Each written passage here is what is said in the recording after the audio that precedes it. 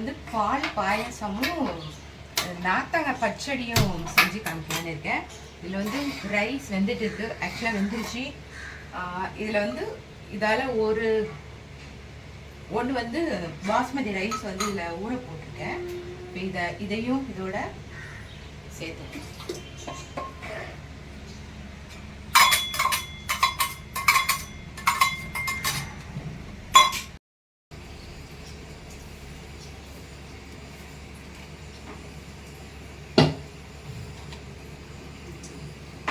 பச்சடிக்கு வச்சிருக்கேன்.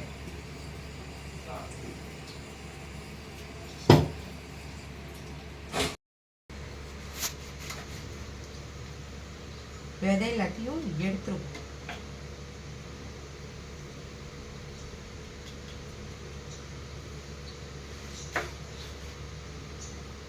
குட்டி குட்டியா நறுக்கணும்.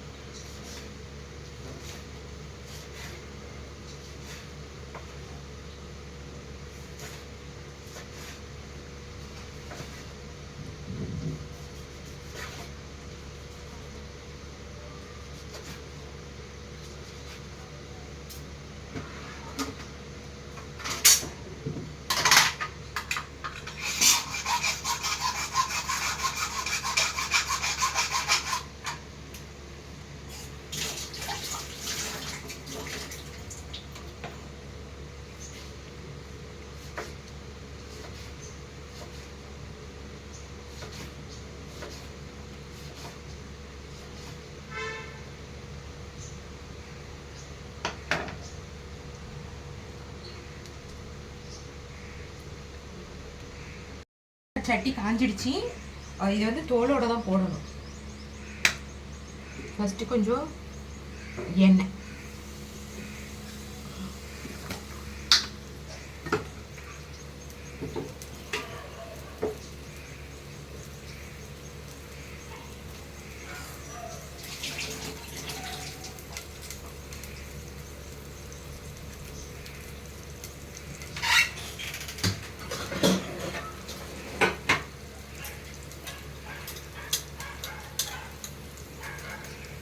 இதில் கொஞ்சம் கடுகு, கொஞ்சம் வெந்தயம்,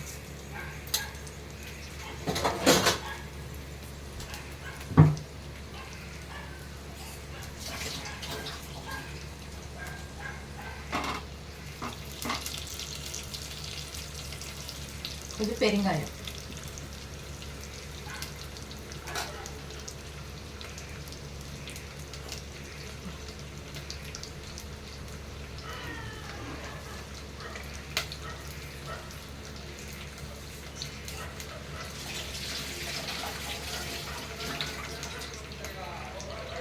கொஞ்சம் கருவேப்பிலை எடுத்து வச்சுருக்கேன்.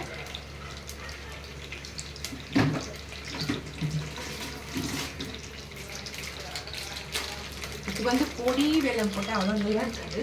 அதனால அந்த பாகு வெல்லம்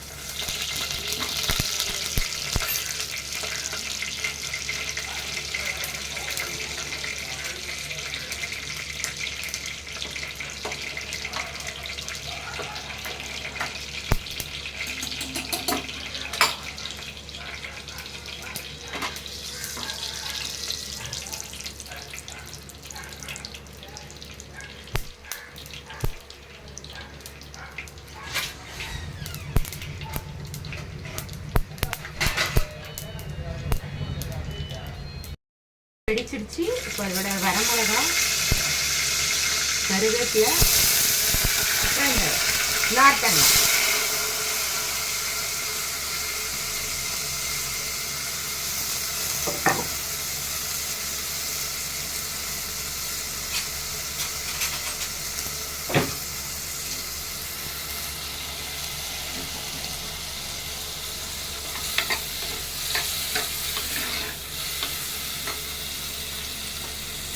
கூட கொஞ்சம் கல் உப்பு போட்டுக்கலாம்.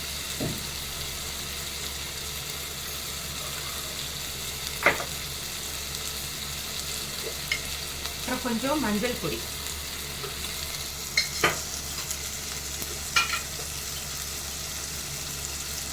கூடவே கொஞ்சம் மிளகாய் பொடி.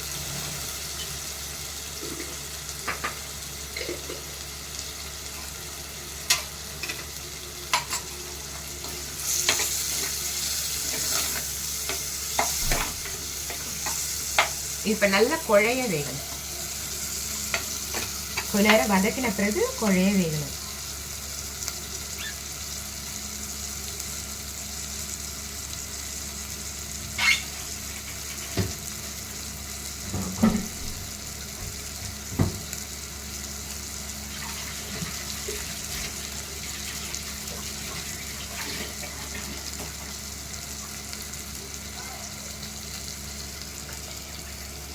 ஸோ அது வரைக்கும் கொஞ்ச நேரம் இது வந்து அப்படியே ஆயிலில் வந்து வேகட்டும். இப்போ நெக்ஸ்ட் வந்து தக்காளி குழம்புக்கு காய அரைஞ்சிக்க போகிறேன்.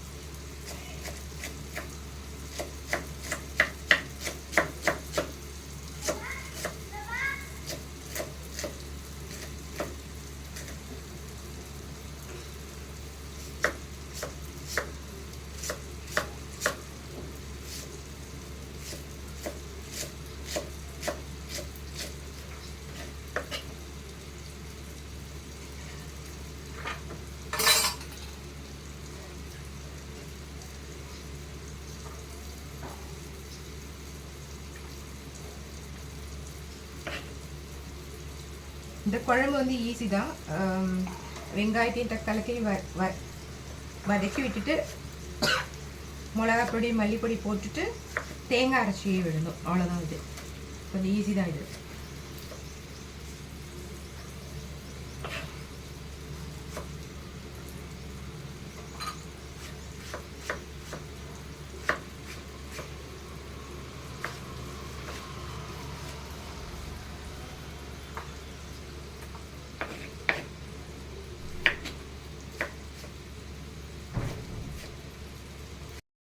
வந்து சேனைக்கிழங்கு கட் பண்ண போகிறோம்.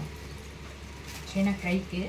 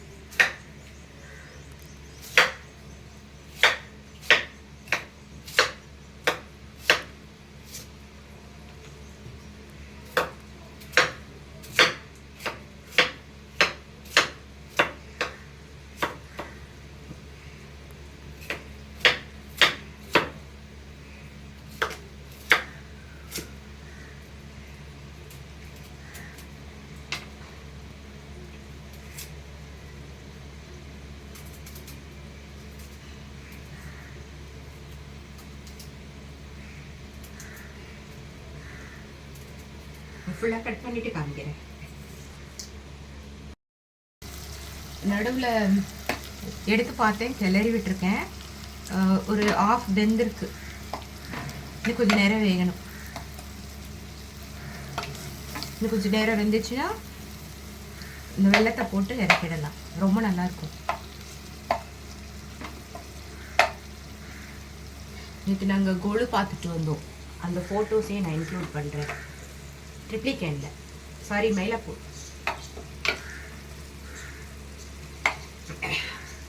மூடி வச்சிடலாம். இப்போ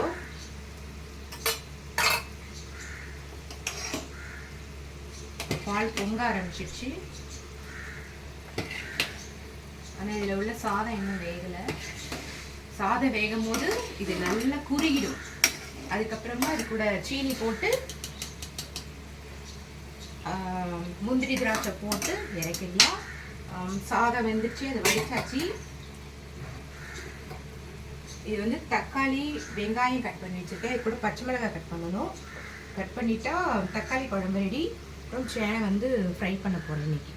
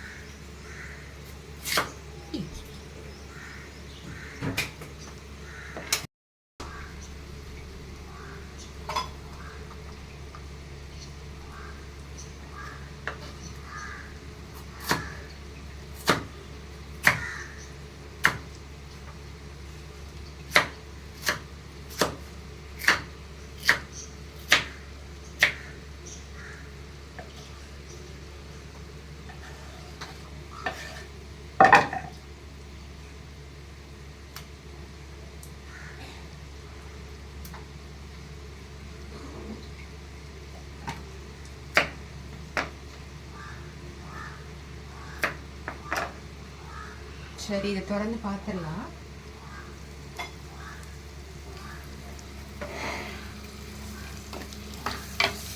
கொஞ்சம் வேகணும்.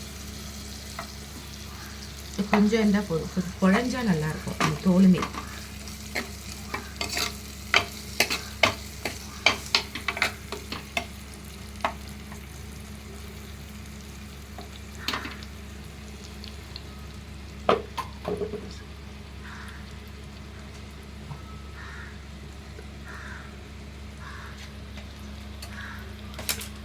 அடுப்பை வந்து சிம்லே வச்சிருங்க, இல்லைங்காட்டி இது வந்து தீஞ்சிடும். இதுவும் நான் சிம்ல தான் இருக்கு. இது பார்த்தீங்கன்னா உங்களுக்கு வந்து ஒரு பாதி வெந்துருச்சு.